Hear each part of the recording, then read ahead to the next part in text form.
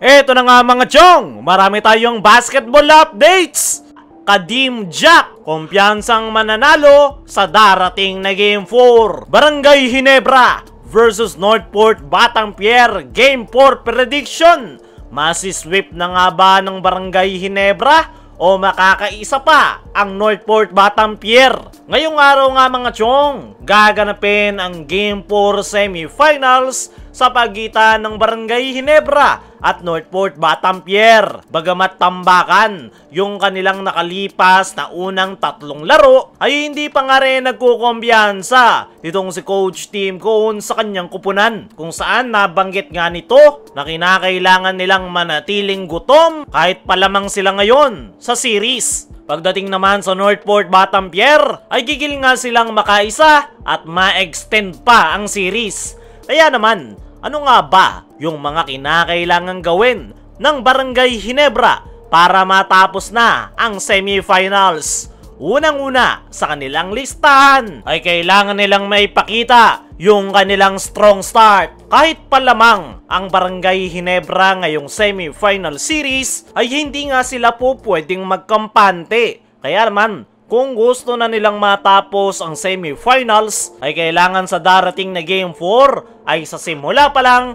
ay maganda na agad yung kanilang ipakita pagdating sa opensa, lalong-lalo na sa depensa. Depensa nga yung pinakasusi ng Barangay Ginebra kontra Northport Batanguer, kung saan nagagawa nilang malimit yung mga key players ng Northport, lalong-lalo na itong si Arvin Tolentino, kung saan hindi nga ito makawala sa depensang ibinabato sa kanya ng Barangay Ginebra. At ang pinaka nakafocus nga na dumipensa sa kanya ay itong defensive player ni Coach Tim na si Stephen Holt. Sanay na sanay nga ito sa pagdepensa sa mga import, kaya no problem para kay Holt na depensahan itong si Arvin Tolentino at nagagawa niya nga ng maayos ang kanyang trabaho. Bukod sa depensa, ay kailangan ring maipakita ng Barangay Ginebra yung kanilang mainit na opensa sa simula pa lang. Isa rin yan sa dahilan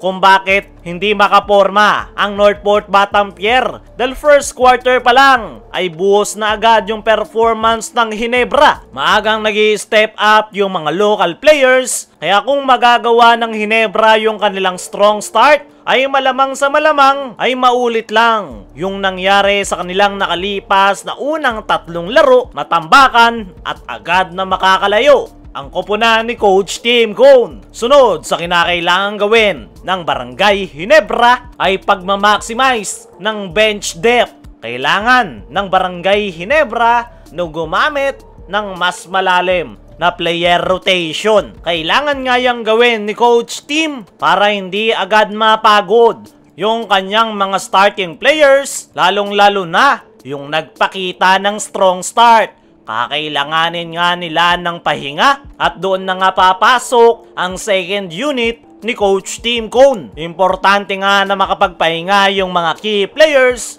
para pagdating ng fourth quarter ay consistent at mapanatili nila ang kanilang kalamangan at makontrol ang laro. Panghuli sa kinakailangan gawin ng Barangay Ginebra ay magtiwala sa plano ni Coach Tim Cone. Eto nga si Coach Tim ang mas nakakaalam kung ano ang mas makakabuti para sa kanyang kupunan.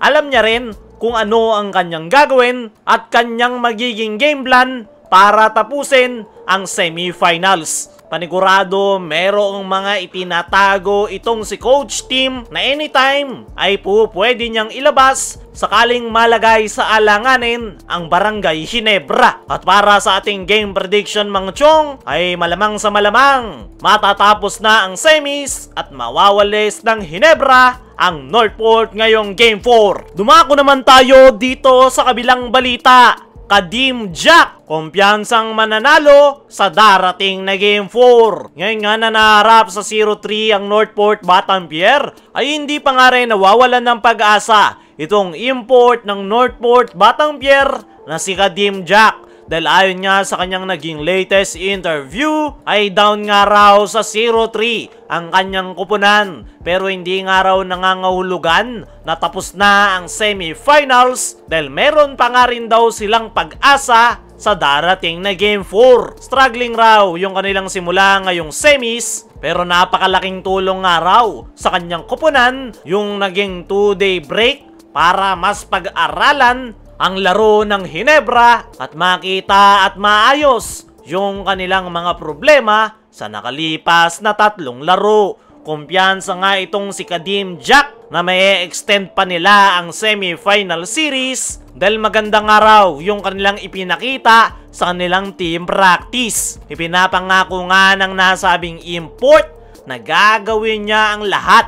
Matulungan lang ang Northport Batampier na makuha ang panalo at ma-extend pa ang semifinals at magkita-kita lang daw sa darating na Game 4. Para sa akin mga chong, ay possible na makatulong sa Northport yung naging 2-day break ng PBA. Possible na makahanap sila ng solusyon at yan yung aantabayanan natin sa darating na Game 4. Kaya mga chong, ano ang masasabi nyo na kumpiyansa itong si Kadim Jack na may extend nila ang semis? Sino rin sa tingin nyo makakakuha ng panalo? Tatapusin na ba ng Hinebra at wawalasin ang Northport? O makakaisa pa ang Northport? I-comment mo lang dyan sa ibaba.